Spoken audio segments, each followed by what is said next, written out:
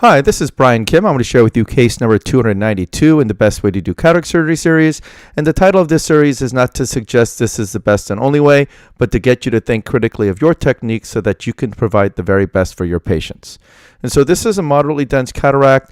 I'm going to perform double chop, cross chop, manually fracturing the lens pieces into smaller pieces. You're going to see a very efficient lens disassembly technique utilizing minimal amounts of ultrasonic energy and vacuum.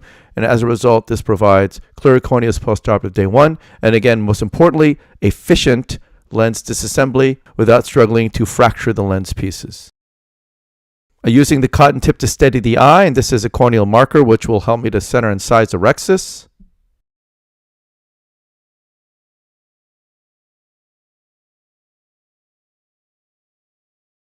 Using that same cotton tip to control the eye, I make a paracentesis incision, first on the right side and then the left side, making sure I'm parallel to iris plane, which creates a nice corneal shelf, which will allow me to achieve a self-sealing incision.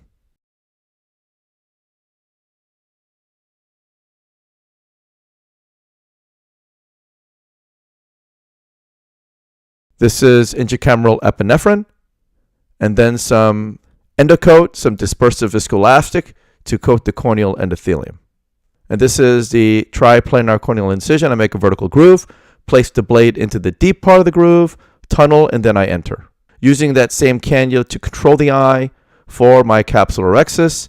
This is a Moria microrhexis forceps. I go in sideways, puncture to the center, pull down towards me, grabbing the right side of the tear, going around circumferentially. Again, using that cannula, it prevents the eye from moving.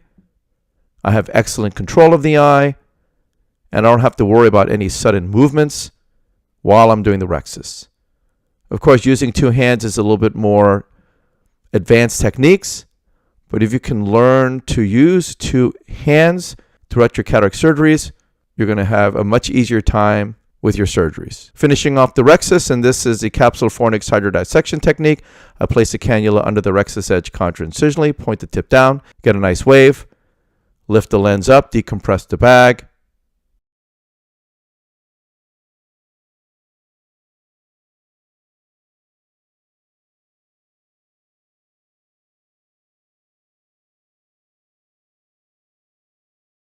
The lens is not really wanting to move, but that's fine. I'm not going to force the issue, and we'll deal with that once I fracture the lens. Irrigating the surface of the eye, lifting the incision with the chopper, going in with irrigation off to minimize Descemet's trauma.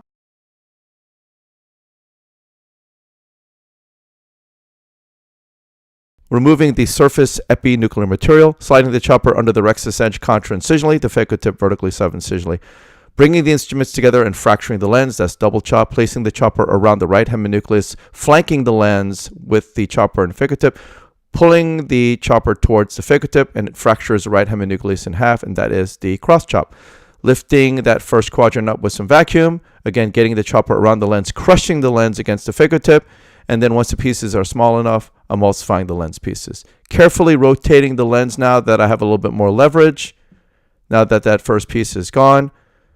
Sliding the chopper around the second heminucleus, flanking the lens, crushing it, and emulsifying it into smaller pieces. Fracturing the lens into smaller and smaller pieces, and then emulsifying the lens pieces.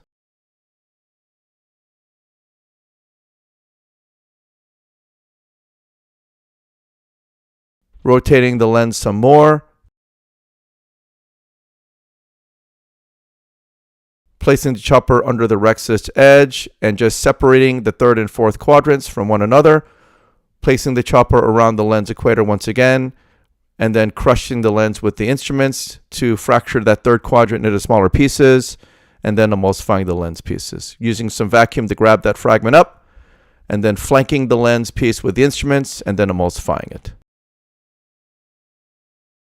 And this is the final quadrant, placing the chopper around the lens, hooking it from the periphery, pulling the chopper towards the phaco tip and crushing the lens in half, and then using some ultrasonic energy and vacuum to emulsify the lens pieces. And this is the final piece.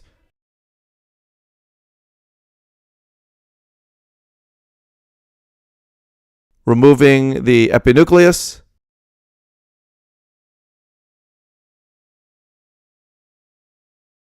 So I take the chopper out, push BSS in, take the phaco tip out, and I go in with the INA handpiece. Adjusting the sleeve. Removing the cortex, but it's pretty clean bag as it is. There's some fine wisps. So this is an example of cortical cleaving hydrodissection. Even though I didn't intentionally do it that way, you can see how clean the bag is. However, there's these fine wisps that are rather annoying. You can see subincisionally I'm having to tease it. And sometimes if the chamber is not quite deep, what can happen is you're going to end up grabbing the posterior capsule, which is a little bit risky. And also the INA tip, the diameter of the INA tip is oftentimes bigger than the fine wisps. So it's just a little bit of a challenge to get those wisps out very easily. You can see I'm doing my best using the polish mode, pulsing BSS into the subincisional capsule fornix. You can see it liberated some more of that cortical wisps, and then I went after it with the INA handpiece. Pulsing a little bit more.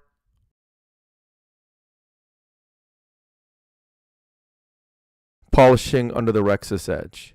Turning off infusion, and then pushing some cohesive viscoelastic to fill the bag.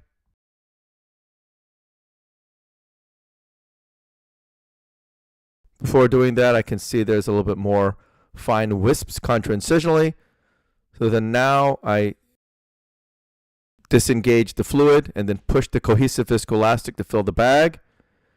And then this is the sweep. I'm sweeping under the rexus edge on the left side, including the subincisional area, and then sweeping on the right side.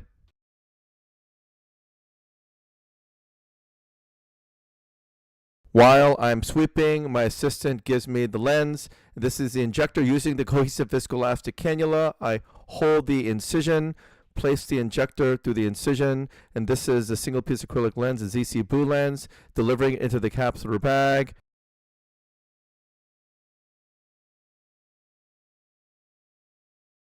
Using the cohesive viscoelastic cannula to disengage the haptics from the optic, making sure both haptics are in the bag.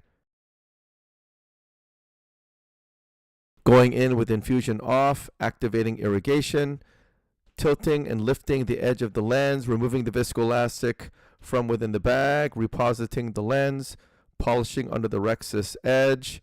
I'll remove the viscoelastics from the anterior chamber, and then I'll hydrate my incision. So again, this is the patient with probably like a 2+ stents lens, and I just wanted to share with you just a standard, efficient double chop, cross chop technique on this 2+ stents lens. Again, you saw leveraging manual fracturing techniques. I'm able to flank the lens with the instruments, crushing the lens, and then breaking it down into smaller pieces.